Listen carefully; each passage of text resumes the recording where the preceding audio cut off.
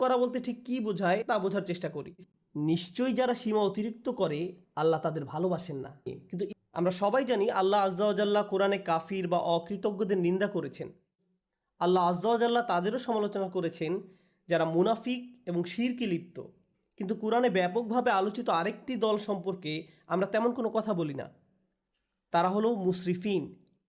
প্রসঙ্গত আপনাদের অবগতির জন্য বলছি, সহজ কথায় মুসরিফিন হলো যারা সীমার অতিরিক্ত, প্রয়োজন অতিরিক্ত বা মাত্রাতিরিক্ত কিছু করে।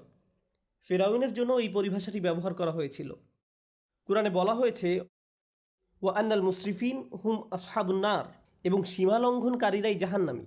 তাই এটা আসলেই কঠিন একটা শব্দ। যারা অতিরিক্ত করে, মাত্রাতিরিক্ত করে, আর বেশি বা অতিরিক্ত করার বিভিন্ন পর্যায় রয়েছে। আল্লাহ তাআলা কোরআনে একজন নবীর উদ্ধৃতি দিয়েছেন যখন তিনি তার সম্প্রদায়কে উদ্দেশ্য করে বলছিলেন ওয়ালা তুতিউ আমরাল মুসরিফিন, এবং তোমরা সীমা লঙ্ঘনকারীদের নির্দেশের আনুগত্য করো না। সুতরাং দেখা যাচ্ছে সীমার অতিরিক্ত করা একটা ঘৃণিত খারাপ গুণ, আর বিষয়টা উপলব্ধি করা গুরুত্বপূর্ণ। আল্লাহ আজ্জা ওয়া জাল্লা আকাশের বর্ণনা দিতে গিয়ে বলেছেন আস-সামাআ রাফাআহা ওয়া ওয়াদাআল মিজান, অর্থাৎ তিনি আকাশকে সমুন্নত করেছেন আর তাতে তিনি পাল্লা স্থাপন করেছেন, ভারসাম্য স্থাপন করেছেন।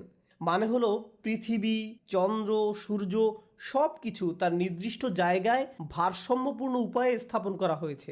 দিন রাতের সাথে ব্যালেন্স রক্ষা করে চলে। মহাকাশে যা কিছু আছে কুল্লুন ফি ফালাকি ইয়াসবাহুন, সবাই আপন আপন কক্ষপথে বিচরণ করে। এভাবেই আল্লাহ বিষয়সমূহ পছন্দ করেন। বিভিন্ন জিনিস একে অন্যের সাথে সঙ্গতি এবং ভারসাম্য বজায় রেখে চলুক। সূরা আর রহমানে আল্লাহ এই ব্যাপারটি বর্ণনা করার পর আরও যোগ করেন আল্লাহ তাতাগাউ ফিল মিজান, যাতে তোমরা ভারসাম্য লঙ্ঘন না করো, যাতে তোমরা ভারসাম্য রক্ষা করে চলো এবং কোনো কিছু সীমার অতিরিক্ত বা মাত্রাতিরিক্ত না করো। মহাকাশের সব কিছু ঠিক যেমন একটা ভারসাম্য এবং সমন্বয় বজায় রেখে চলছে, আমাদেরও সব কিছুতে ভারসাম্য বজায় রেখে চলা উচিত। আমাদের ব্যবসা বাণিজ্য, আমাদের চলাফেরা, চিন্তা পদ্ধতি সব কিছুতে ভারসাম্য রক্ষা করে চলা উচিত। সবার আগে চলুন অতিরিক্ত করা বলতে ঠিক কি বোঝায় তা বোঝার চেষ্টা করি। ইসরাফ শব্দের সাধারণ অর্থ হলো প্রয়োজনের অতিরিক্ত করা, মাত্রাতিরিক্ত করা। একটা উদাহরণ দিচ্ছি। রমজানের সময় ইফতার শুরু করার পূর্বে অনেকেই নিজের প্লেটে যত পারেন খাবার নিতে থাকেন। তখন মনে মনে ভাবেন এগুলো শেষ করা কোনো ব্যাপারই না, কিন্তু প্লেটের 25% খাবার শেষ করতেই আপনার পেট ভরে যায়। তাহলে দেখা যাচ্ছে আপনি যতটুকু খেতে পারবেন তার চেয়ে অনেক বেশি নিজের প্লেটে নিয়েছেন, কারণ আপনি ইসরাফে ভুগছেন। যা দরকার তার চাইতেও অনেক বেশি নিচ্ছেন, কারণ আপনার ক্ষুধার অনুভূতির ক্ষতিপূরণ করছেন। খাবারের ইসরাফ যেহেতু অনেক কমন, তাই আরেকটা উদাহরণ দিচ্ছি। যেমন ধরুন, মানুষ বিয়ে বা অন্য কোনো খাওয়ার দাওয়াতে যায়, আর সেখানে হয়তো সারিবদ্ধভাবে সবাইকে খাবার সংগ্রহ করতে হয়, সবাইকে নিজ নিজ প্লেটে খাবার নিতে হয়। তো আপনার হয়তো মুরগির গোশত অনেক পছন্দের, তাই মুরগির গোশতের সামনে গিয়ে যত পারেন নিজের প্লেটে পুরতে থাকেন, কারণ পেছনে লম্বা লাইনের দিকে তাকিয়ে আশঙ্কা করেন যে পরের বার আসলে হয়তো আর পাবেন না। তাই এত বেশি পরিমাণে নিজের প্লেটে নেন, মনে হয় যেন এটা দিয়ে একটা রেস্টুরেন্ট খুলতে পারবেন। আপনি এমনটা করেন কারণ আপনি তখন ইসরাফে ভুগছেন। আপনি সবটা খেতে পারবেন না, তবুও অনেক বেশি আপনার প্লেটে নিয়েছেন। ইসরাফ শুধু প্লেটে অতিরিক্ত খাবার নেয়ার নামই নয়, বরং বেশি খাওয়াটাও ইসরাফ। আপনার পেট ইতিমধ্যেই ভরে গেছে, আপনি তবুও খাচ্ছেন।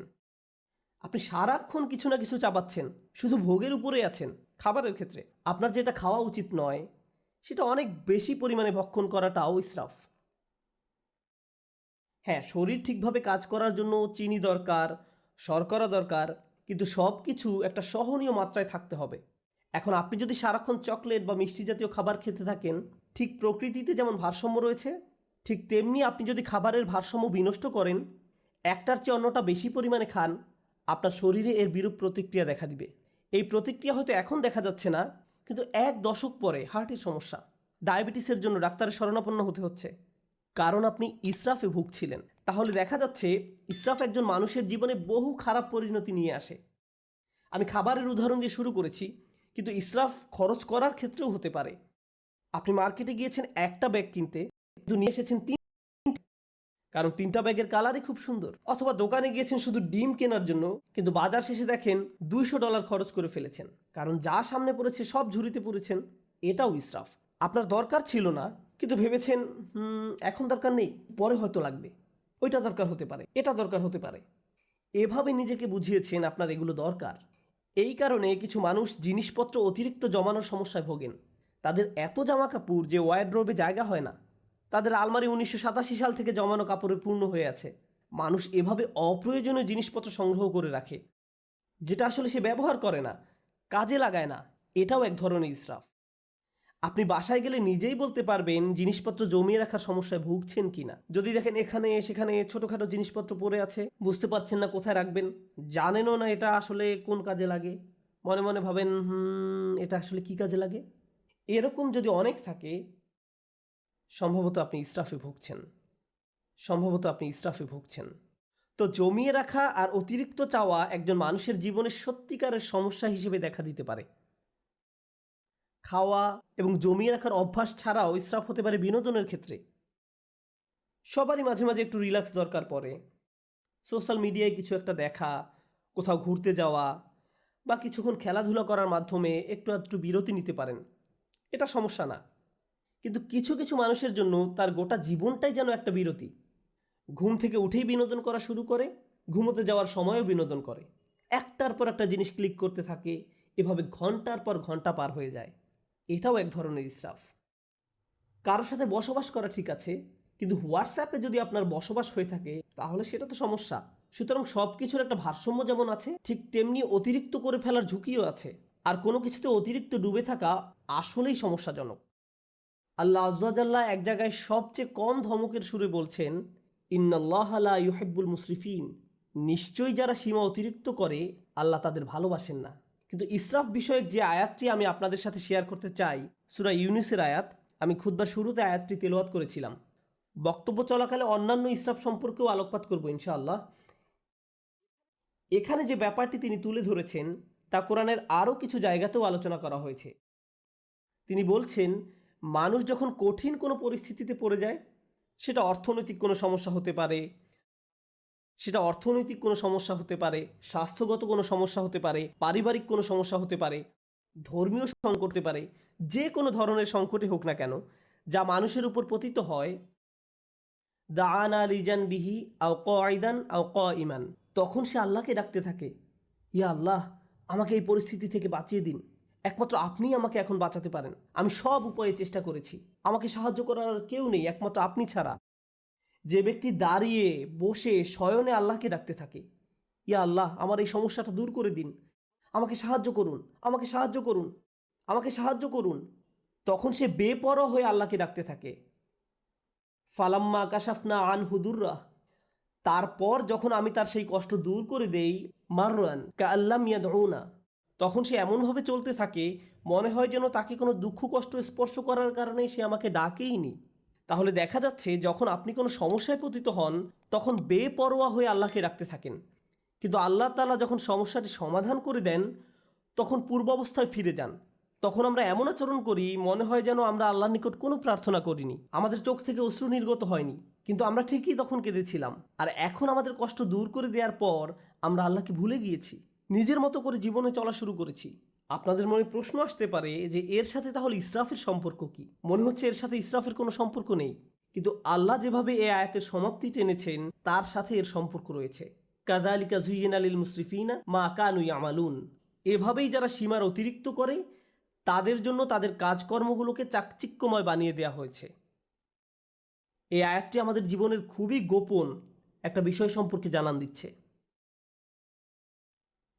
আপনি যদি অমিতব্যয়িতার জিন্দেগি যাপন করেন, সেটা টাকার ক্ষেত্রে হতে পারে, এমন কাজে টাকা ব্যয় করা যেখানে ব্যয় করা উচিত নয়, মাত্রাতিরিক্ত বিনোদন যা সম্পর্কে একটু আগে বলেছি, অতিরিক্ত সামাজিকতা, অর্থাৎ আপনি সব সময় কারো না কারোর সাথে আড্ডা দিয়ে থাকেন, সব সময় বাইরে ঘুরতে যান, বন্ধুদের সাথে মৌজমাস্তি করতে থাকেন, সব সময় মানুষের সাথে কথা বলে সময় কাটান, ফলে ইবাদত করার যথেষ্ট সময় পান না। আপনি যাই করেন না কেন মাত্রাতিরিক্ত করেন। আপনার জীবনযাপন পদ্ধতি যদি এরকম হয়ে থাকে তাহলে সব সময় বিভিন্ন রকমের সমস্যায় পতিত হবেন, আপনার উপর বিভিন্ন কষ্ট আপতিত হবে। আপনারা যেহেতু পুরুষ, তাই পুরুষদের নিয়ে একটা উদাহরণ দিই। একজন পুরুষ হিসাবে আপনার উপর বিভিন্ন রকমের দায় দায়িত্ব আছে।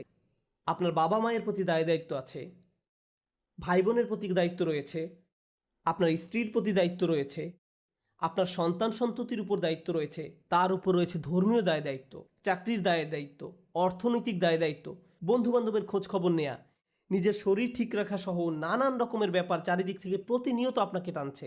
এখন কেউ যদি সিদ্ধান্ত নেয় যে সে সব কিছু ভুলে শুধু তার স্বাস্থ্যের উন্নতি নিয়ে পড়ে থাকবে, পাল্লাটা এখন একদিকে নামিয়ে দিয়েছে, সে হয়তো ভালো স্বাস্থ্য অর্জন করবে ঠিকই, কিন্তু জীবনের অন্যান্য ব্যাপারগুলো তার জন্য নানান রকম সমস্যা বয়ে নিয়ে আসবে। অথবা কেউ বলল, আমি শুধু আমার সন্তানদের যত্ন নিব, বাবা মায়ের কথা ভুলে যাব। তাদের কথা ভুলে যান, তাহলেও আপনার জীবনে বহু সমস্যা দেখা দিবে। তাই আমরা যদি একটা ব্যাপারের কুরবানি দিয়ে অন্য ব্যাপারগুলো নিয়ে পড়ে থাকি, সব সময় কিছু না কিছু থাকবে যা আপনার মনোযোগের দাবি জানাবে, যার ভারসাম্য রক্ষা করা প্রয়োজন। প্রতিবার যখন আমরা একটা কিছু অতিরিক্ত পরিমাণে করি, এর মাধ্যমে আমরা আসলে অন্য আরেকটা ব্যাপারকে অগ্রাহ্য করি, বঞ্চিত করি, কিছু একটার অধিকার আমরা অস্বীকার করি। ফলশ্রুতিতে আমাদের জীবন পথে নানান রকম সমস্যা এসে জড়ো হয়। তারপর আমরা আমাদের সমস্যা দূর করে দেওয়ার জন্য আল্লাহর কাছে দোয়া করি। আমরা যখন কোনো কষ্টকর সময় পতিত হই, তখন একটি বিষয় আমরা পরীক্ষা করে দেখতে পারি, কোথায় আমি অতিরিক্ত কিছু করেছি, কোন কাজে আমি বেশি আচ্ছন্ন হয়ে পড়েছিলাম, কোন ব্যাপারটা আমি উপেক্ষা করেছি, আর কোন ব্যাপারটায় আমি অতিরিক্ত মনোযোগ দিয়েছি। আমি কি কোনো কিছুতে বেশি করে ফেলেছি? এজন্যই কি আমি সমস্যায় পড়েছি? যে ভারসাম্য থাকার কথা ছিল সেটা হারিয়ে ফেলার কারণেই কি এমনটা হয়েছে? অতএব এটা আসলে আমাদের ধর্মের অন্যতম একটা মূলনীতি, খুবই শক্তিশালী একটা মূলনীতি। আরেকটা উদাহরণ দিচ্ছি, নিজে নিজে চিন্তা করে দেখুন, আবেগের ক্ষেত্রে অতিরিক্তের সম্ভাবনা রয়েছে। যেমন রাগ হওয়া সাধারণ ব্যাপার, কেউ আপনাকে খারাপ কিছু বললে আপনার রাগ হবে, এটা স্বাভাবিক একটা প্রতিক্রিয়া।